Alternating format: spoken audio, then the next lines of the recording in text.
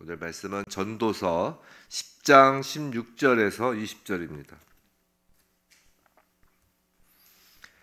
전도서 10장 16절에서 20절 우리 한 목소리로 읽도록 하겠습니다. 왕은 어리고 대신들은 아침부터 잔치하는 나라여 내게 화가 있도다. 왕은 귀족들의 아들이요 대신들은 취하지 아니하고 기력을 보하려고 정한 때에 먹는 나라여 내게 복이 있도다. 게으른즉 석가래가 내려앉고 손을 놓은즉 집이 새느니라. 잔치는 희락을 위하여 베푸는 것이요 포도주는 생명을 기쁘게 하는 것이나 돈은 범사에 이용되느니라. 심중에라도 왕을 저주하지 말며 침실에서라도 부자를 저주하지 말라. 공중의 새가 그 소리를 전하고 날짐승이 그 일을 전파할 것임이니라. 아멘. 이 새벽에 오늘 설교 말씀 주제는 저주하지 말라라는 제목인데, 오늘 이 아침에 정말 말씀을 깨닫는 은혜와 말씀으로 삶이 실제적으로 변화되는 능력이 임하길 주님의 이름으로 축원합니다. 우린 지금까지 계속 전도서를 통하여 헤벨, 헛된 이 땅에서의 삶과 올람, 영원한 하나님 나라의 그 삶에 대하여 계속하여 살펴보고 있습니다. 근데 올람의 세상과 이 헤벨의 세상을 이어주신 분이 계시죠. 바로 예수 그리스도십니다. 예수께서 나는 길이요 진리요 생명이라고 하셨습니다. 예수님만이 이 땅 헤벨이 하나님과 연결되는 유일한 통로예요. 그래서 예수님만이 우리의 유일한 그 통로이십니다. 하나님과 연결되는. 그런데 우리가 예수를 믿는다, 우리가 예수를 믿어서 예수의 몸된 교회가 된다라는 것은 이제는 교회인 우리가 이 세상과 이 헤벨의 이 땅과 하나님 올람의 세상을 연결하는 통로라는 것입니다. 물론 우리 자신이 스스로가 우리가 통로가 돼야지 해서 통로가 된다는 것이 아니라 예수님이 통로이시기 때문에 예수 안에 있는 우리도 당연히 통로가 되어야 한다는 것이에요. 무슨 말이냐면 우리가 이 세상에서 이 세상과 헤벨의 세상과 올람의 영원한 나라 하나님 나라, 이 세상과 하나님 나라 그 사이의 통로인지 아닌지가 우리가 예수 안에 제대로 거하고 있는지 아닌지를 가늠하게 된다라는 것이죠. 성도가 하나님과 세상 사이의 통로이기 때문에 또한 성도가 그 통로로서의 역할을 얼마나 잘하고 있느냐에 따라 성도가 속해 있는 그 공동체가 그 하늘의 복을 받을지 그렇지 않을지가 결정되는 것이고요. 오늘은 그에 대한 전도자의 교훈을 한번 살펴보도록 하겠습니다. 본문 16절 한번 보시죠. 본문 16절 왕은 어리고 대신들은 아침부터 잔치하는 나라여 내게 화가 있도다 라고 합니다. 그래서 어리다라는 단어는 단순히 나이가 어린 것만을 의미하는 것이 아니라 마치 어린아이처럼 미숙하고 바로 앞의 일도 제대로 분별하지 못하는 사람을 뜻하는 것이에요. 대신들은 왕이 그렇게 어릴수록 왕을 도와야 하는 사람들입니다.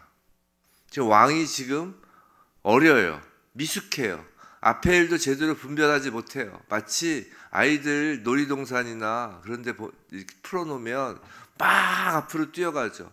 앞에 뭐 화려한 게 있으면 거기에 뭐 어떤 위험한 것이 도사리고 있는지도 앞뒤 좌우 제지하고 막 달려갑니다.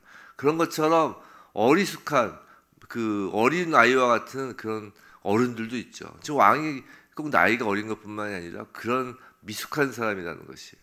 그러면 대신들이라도 제대로 정신을 차리고 그 왕을 도와야 할 텐데 이 대신들이 아침부터 잔치를 한다는 것이, 아침부터 잔치한다는 것, 아침부터 먹고 마시고 취하는 잔치를 벌인다는 것이에요.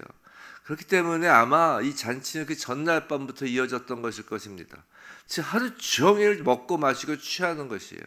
그런 나라는 당연히 화가 있도다, 당연히 망할 수밖에 없는 거라는 것이죠. 지금 이 나라에는 하나님과 연결된 사람이 전혀 없는 것입니다. 왕은 왕대로 어리석고 대신들은 대신들대로 자신의 배만 불리는 것으로 기뻐한다는 것이에요. 하나님을 의식하지 않고 이렇게 자신들의 어리석음과 탐욕에 갇혀있는 사람만 있는 나라라면, 그런 공동체라면, 그런 나라, 회사, 가정, 그런 모든 공동체는 망하게 되어 있는 것은 너무나 당연합니다. 자, 17절. 왕은 귀족들의 아들이요 대신들은 취하지 아니하고 기력을 보하려고 정한 때에 먹는 나라여 내게 복이 있도다. 이제 반대되는 것이죠. 여기서 귀족이라는 것은 단순히 신분이 높은 사람을 뜻하기보다는 존경과 권위를 가진 상태를 의미해요. 우리가 보통 너블레스 어블리주란 말을 많이 쓰잖아요. 그때의 그 노블리스의 의미인 것이에요. 꼭 노블리스는 신분적으로 귀족이어야 오블리주하는 것이 아닙니다. 존경과 권위를 가진 자가 노블리스인 거예요. 지금 왕은 그런 존경과 권위를 가진 자, 즉 하나님과 연결된 지혜자라는 뜻이에요. 또한 대신들은 취하지 아니하고 정한 때에 먹는다는 것이, 아무 때나 먹는 것이 아니라, 정한 때에 먹는 이유는 기력을 보하려라고 하죠. 즉 건강하게 정말 건강하게 제때 먹는 이유는 건강하게 나라의 일을 보살피기 위해서라는 것이에요. 그 기력을 보하려고. 그러니까 탐욕이 아니라는 것이에요. 옛날 그 로마 시대에는 그 먹는 것만을 위하여, 오히려 먹기 위해서 먹는다는 거 아니에요. 로마 그 황실의 그 잔치는. 그래서 막 계속 토하면서 먹었다는 거 아니에요. 정말 음식을 위한 음식이었던 것이에요. 배만을 위한 음식. 근데 여기서 먹는 이유는 기력을 보하기 위하여 먹는다는 것이죠. 즉 정확한 목적과 정하여진 때에 먹는다는 것이에요. 즉 하나님이 정하신 때를 분별한다는 것이에요. 17절은 그래서 하나님과 연결된 사람이 있는 나라를 의미하는 것입니다. 그 나라가 복이 있다라고 말하는 것이에요. 대표적으로 성경에서 그런 인물을 꼽으라면 요셉이 그런 사람이죠. 요셉은 하나님이 함께 하시는 사람으로서 형통하다고 하였습니다. 그런 요셉이 있는 공동체는 그곳이 보디발의 집이든, 그곳이 감옥이든, 그곳이 이집트 나라이든 요셉이 하나님 형통의 통로가 되어 복을 받는 것이에요. 사랑하는 성도 여러분, 한 국가의 흥망성쇠는 그 국가에 하나님과 연결되어 있는 자, 하나님과 연합된 자, 하나님과 세상의 통로인 자가 있느냐 없느냐에 달려있음을 명심해야 합니다. 그러니까 아브라함도 하나님께서 소돔을 멸하시겠다고 할 때 10명의 의인까지 갔잖아요. 10명의 의인이 있었으면 멸하지 않으셨다니까요. 그리고 솔직히 10명의 의인이 있었으면 소돔이 그렇게 타락하지도 않았을 거예요. 이 땅의 희망은 유명하고 힘이 있어 보이는 정치인에게 있지 않습니다. 그 뉴스에 나오는 사람들에게 있지 않는단 말이에요. 이 땅의 희망은 언제나 교회에게 있음을 잊지 마시기 바랍니다. 이 땅의 희망은 바로 이 아침에 하나님께 나와 하나님과 이 세상의 통로가 되는 바로 여러분 성도들에게 있음을 잊지 마시기 바랍니다. 누가 뭐라고 해도 자유롭게 기독교 신앙을 가지고 선교를 자유롭게 할 수 있는 국가, 교회에서 참된 안식과 쉼을 누릴 수 있는 국가가 복을 받고 형통함을 누립니다. 제가 장담할 수 있어요. 역사를 보면 그래요. 역사를 생각해 보세요. 우리나라 그 반만년의 역사, 우리가 반만년의 역사부터 자랑스러워 하죠. 물론 우리의 역사를 자랑스러워 할 면이 있죠. 끈질기게. 하지만 우리 반만년의 역사, 얼마나 우리 정말 국민들이 힘들었습니까? 얼마나 괴로웠어요. 조선시대 구한말, 조선 근대화되기 전 그 조선시대에 조선시대를 그렇게 찬양하고 그러는데, 조선시대 노비가 전 국민의 절반이 넘었다는 거 아니에요. 노비가. 일반 백성이라는 게 없었다는 거 아니에요. 다 종이었지. 근데 교회가 들어오고 이 땅에 복음이 전하여지면서 이 땅에 빛이 임하면서 여기까지 온 거라고요. 남과 북을 딱 구별해서 보세요. 하나님께서 그냥 딱 보여주시잖아요. 전 세계 딱 둘로 나눠서. 뭐가 다르니까 북한 사람이나 우리나라 사람이나. 그 사람들이 뭐 지력이 떨어지겠어요. 뭐가 떨어지겠어요. 천연자원은 북한이 더 많아요. 저는 남과 북이 다른 것은 남한 사람들이 우수해서도 아니고 어떤 이유도 없이 북한은 교회를 핍박하는 곳이었고 이 남한에선 그나마 그동안 교회가 자유롭게 신앙을 갖고 선교 자유롭게 하고 교회에 오면 또 쉼이 있고 그래서 이 나라가 복을 받은 거라고 저는 믿습니다. 누가 뭐라고 그래도. 그래서 교회를 탄압하고 전도와 선교를 개인의 인권이라는 이름으로 방해하고 교회를 마치 범죄자 집단으로 여기는 국가, 사회는 화가 있는 거예요. 이건 너무나 당연한 일입니다. 하나님과 세상을 잇는 통로를 없애버리고 막아버리면 이 땅은 황폐하게 되는 것이에요. 헌법에 정교 분리가 있는 것을 잘 아실 것입니다. 그런데 이 정교 분리는 교회가 정치에 영향을 끼치지 못하게 하기 위한 것이 아니었다고요. 정치가 교회를 좌지우지하지 못하게 하려는 것이 정교 분리의 기본적인 베이직한 원리예요. 생각해 보세요. 처음 기독교가 로마에서 공인될 때부터 정치가 종교를 이용하려고 한 것이에요. 그렇잖아요. 교회는 원래 인정 못 받았잖아요, 로마에서. 근데 로마의 황제가 종교를 이용해서 기독교를 이용하려고 해서 공인도 하고 국교화했잖아요.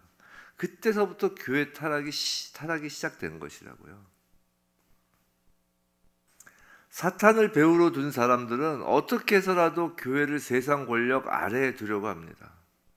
법으로, 재판으로, 또 사상이란 지성으로, 인권, 평화와 화합이라는 감성으로 말이에요. 그런 것이 모두 광명의 천사로 오는 사탄의 그림자라고요. 그런데 또 자신들은 그런 이름으로 교회를 몰아내거나 자신들 입맛에 맞는 가짜 교회로 만들려고 하면서도, 즉 자신들이야말로 정교 분리, 종교의 자유를 침해하면서도 반대로 교회가 세상에 영향을 미치려고 하는 것을 아이러니하게도 정교 분리를 이유로 반대한다는 것이에요. 원래 그런 뜻이 아닌데도 불구하고요. 성도 여러분, 기독교 신앙은 절대로 정치, 경제, 문화, 사회 영역에 무관심하여서는 안 되는 것이에요. 오히려 적극적으로 참여해야 하는 것입니다. 곳곳에 파이프라인을 깔아야 하는 것이에요. 하나님과 이어지는 그 파이프라인을 깔아야 하는 것이라고요. 이것은 교회가 잘 되자고 하는 것이 아니에요. 성도가 복받자고 하는 것이 아니라고요. 생각해 보세요. 이미 교회는 예수의 몸이에요. 더 잘 되고 말 되고 할 게 뭐가 있어요. 교회는 이미 예수의 몸이라고요. 복을 받은 것이에요. 성도는 이미 하나님이 함께 하시는 복받은 자라고요. 교회가, 성도가 세상의 모든 일에 관심을 가지고 참여하는 까닭은 교회가 잘 되려고 하는 것이 아니고 성도가 복받으려는 것이 아니라 세상이 자신들의 죄를 모르고 자신들이 하는 일이 무엇인지 모르고 있기 때문에 세상에 관심을 가져야 된다는 것이에요. 그 자신들의 죄를 모르는 그들을 긍휼히 여기기 때문에 말이죠. 그래서 하나님께서도 세상을 그토록 사랑하사 독생자 예수 그리스도를 이 땅에 보내신 거 아니에요. 똑같다고요. 왜 하나님께서 믿는 자 이 땅에 왜 교회를 놔두시고 성도를 바로 예수 믿자마자 휙 하늘로 데려가지 않으시고 이 땅에 놔두셨냐면 이 땅의 세상에 하나님의 파이프라인으로 남아있게 하기 위해서 그런 것이라고요. 그리고 우리가 예수 믿기 전에 바로 그 사람들, 그 세상 사람들, 그 사단의 지배하에 있었던 자들, 그 자리에 저희도 있었잖아요. 그렇기 때문에 우리가 누구보다 그 사정을 잘 알기 때문에 하나님 나라의 파이프 역할을 그들과 사이에서 하라라는 것입니다. 그런데 이렇게 하나님과 세상을, 올람과 해배를 연결시켜야 할 교회 성도가 주의해야 할 것이 있어요. 주의해야 할 것이. 자칫 세상의 공격으로가 아니라, 즉 세상이 공격해서 교회가 파이프라인이 파괴되는 것이 아니라, 세상의 공격이 아니라 교회 스스로가 파이프라인의 밸브를 잠가버리는 잘못을 자칫 범할 수 있다는 것이에요. 스스로가 파이프라인의 그 밸브를 잠가버리는 거예요, 교회가. 그 잘못이 뭐냐? 자, 18절입니다. 18절. 게으른즉 석가래가 내려앉고 손을 놓은즉 집이 새느니라. 첫 번째로 성도란 무릇 게으르면 안 됩니다. 교회 성도가 게으르면 석가래가 내려앉고 집이 무너진다는 것이에요. 성도 여러분, 성도는 부지런해야 합니다. 하나님께서 피조세계를 다스리라고 책임을 준 사람들이 바로 성도요 교회라고요. 성도가 만일 16절 아까 본 것처럼 자신의 배만 두드리면서 평안하다 평안하다라고 잔치상에서 노래만 부른다면 그건 게으른 것이에요. 자기 자신, 자기 가족, 내 교회만 잘 되면 잘 된다는 식으로 산다는 것이 바로 그렇게 내 배만 부른다는 것이에요. 그런 식으로 살면 하나님과 세상의 통로라는 인식 자체가 없는 것이고, 그것이 게으른 것이라는 거예요. 내가 내 자식들을 위하여 열심히 일하는 것, 내 자식들만을 위하여, 내가 내 교회만을 위하여 열심히 하는 것, 그게 게으른 거라는 거예요. 아무리 내 가족, 내 교회만을 위해 열심히 하려도 그건 게으른 것이라는 것이에요. 교회란, 성도란 부지런하게 세상에서 벌어지는 일들에 관심을 가지고 그 모든 일들 가운데 하나님의 통치가 임하도록 열심을 다해야 하는 것이에요. 최소한 기도라도 해야 된다는 것이에요. 그래서 솔직히 어떤 분은 그 얘기 하더라고요. 교회가, 성도가 내 자식만을 위해서 기도하면 그건 기도가 아니라는 것이에요. 왜냐하면 성도가 아니기 때문에. 성도는 그렇게 할 수가 없다는 것이에요. 세상을 다스려야 될 통로가 되어야 하고 세상을 다스려야 될 자들이 자기 자식, 자기 교회만 놓고 기도를 하면 그 교회도 아니고 성도도 아니라는 것이에요. 최소한 기도라도 해야 된다는 것입니다. 하나님의 일하심이 있잖아요. 기도가 뭐예요? 하나님의 일하심을 구하는 거잖아요. 난 정치에 신경 안 써. 나는 정치는 종교와는 달라. 그거는 성도가 아니란 얘기예요. 교회가 아니란 얘기입니다. 그렇다고 교회에서 여당 야당 갈려서 싸우자는 얘기는 아니에요. 교회 안에서 아시죠? 싸우는 것이 아니라 기도하자는 것이에요. 그리고 세상의 그 더러운 오물통과, 세상이라는 그 오물통에 손과 발을 담그면서 일하는 그리스도인들이 있잖아요. 우리가 직접 나서지 못해도 그렇게 그 오물통에 손과 몸을 더럽히며 담그고 있는, 그래서 어떻게 해서 하나님의 뜻에 임하도록, 뜻에 맞게 하도록 나서서 발버둥 치고 있는 사람들도 있어요. 성도가 있답니다. 그럼 그들을 위해 기도라도 해 주어야 한다는 것이에요. 그리스도인은, 성도는 게으르면 안 됩니다. 세상에 대하여 게으르면 안 돼요. 마치 세상 뉴스 안 보고 세상 관심 없는 것이 자랑인 양 이야기를 하지만 그거는 교회로서의 역할을 못하는 거예요. 어느 정도 막 뉴스에만 빠져서 세상에만 빠져서 살라는 건 아닌 건 아시죠? 어느 정도 세상 돌아가는 건 알아야 됩니다. 자, 둘째, 교회가 율법주의, 외식주의에 빠지지 말아요. 19절이에요. 19절. 잔치는 희락을 위하여 베푸는 것이요, 포도주는 생명을 기쁘게 하는 것이나 돈은 범사에 이용되는 것이라. 자, 교회 성도가 하나님의 통로로서 이 땅에 존재하고 세상과 구별된 거룩한 백성이라고 하니까 자칫 이런 정체성을 어떤 특권의식, 선민의식으로 여기는 종교인들이 있을 수 있다는 것이에요.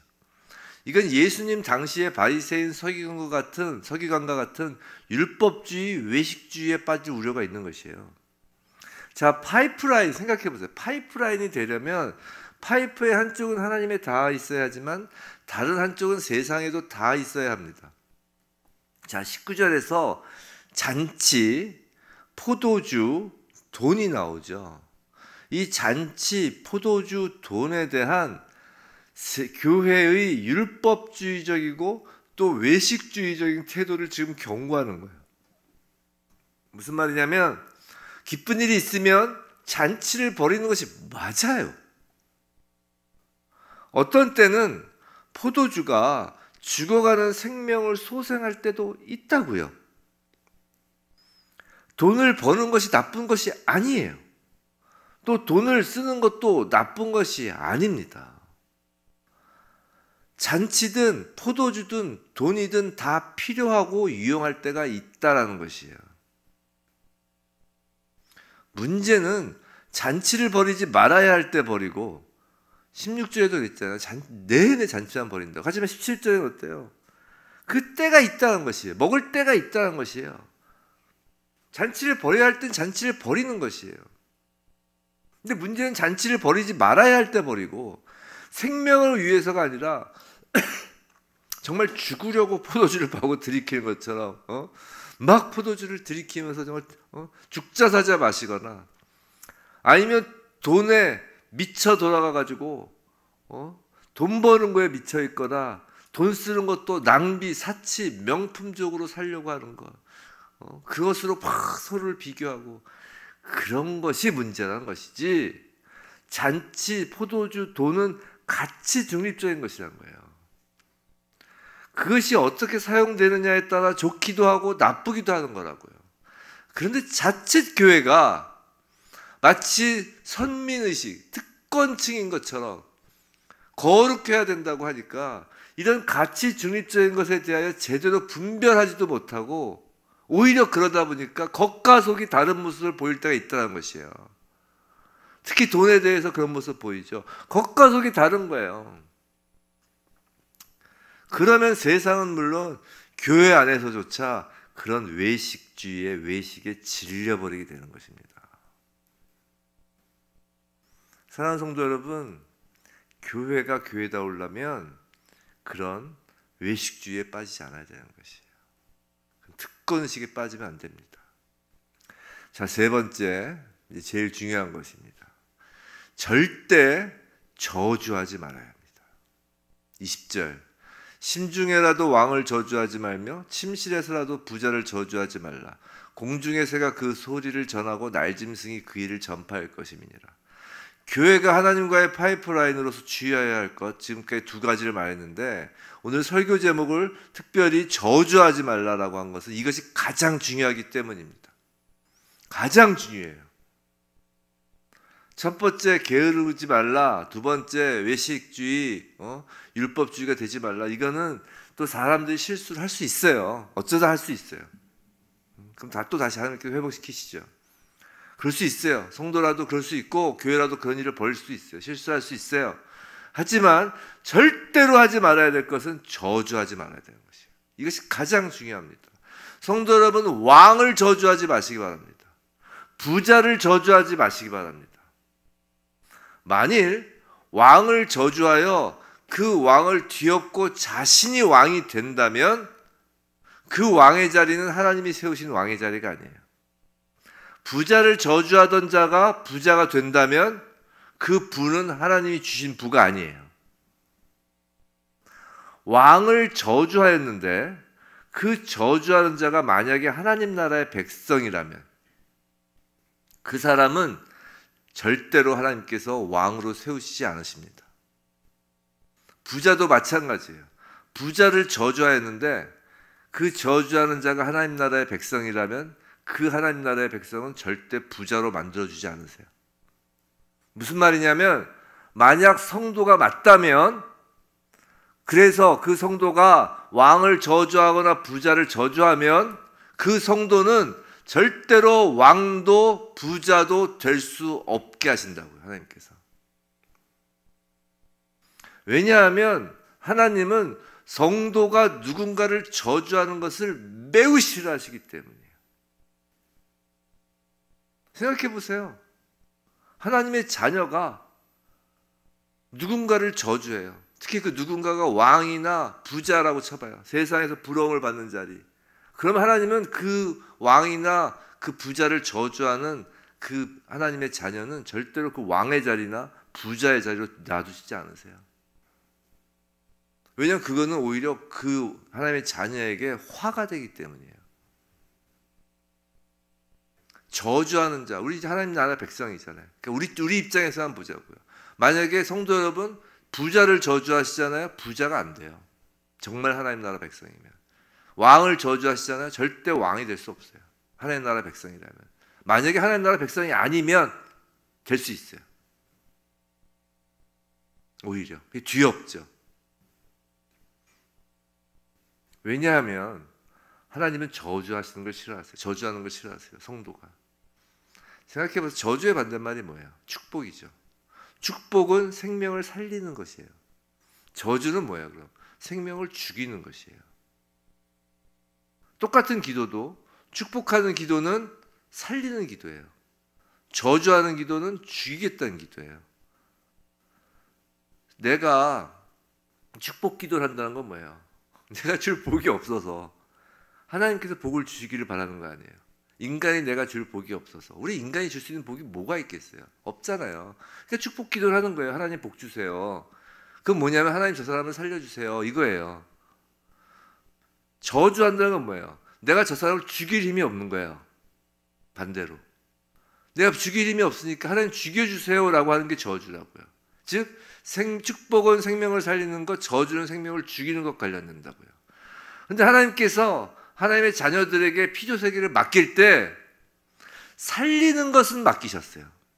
세육하고 번성하며 그렇게 세육하고 번성할 수 있도록 하늘의 새와 땅의 짐승들이 생육하고 번성할 수 있도록 사람들로 하여금 다스리라고 하는 것이라고요. 즉 하나님은 살리는 것은 통로로 삼지만 절대 죽이는 것으로는 통로 삼지 않으세요.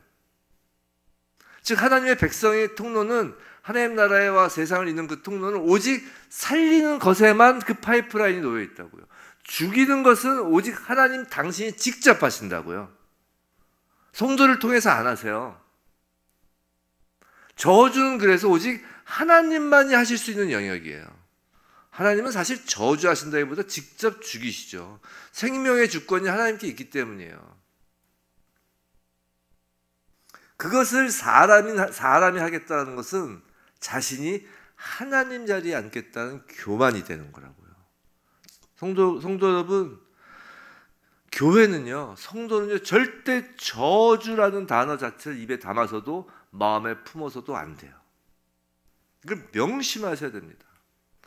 만일 그런다면 그건 스스로 교회라는 성도라는 파이프라인을 파괴해 버리는 것과 같아요.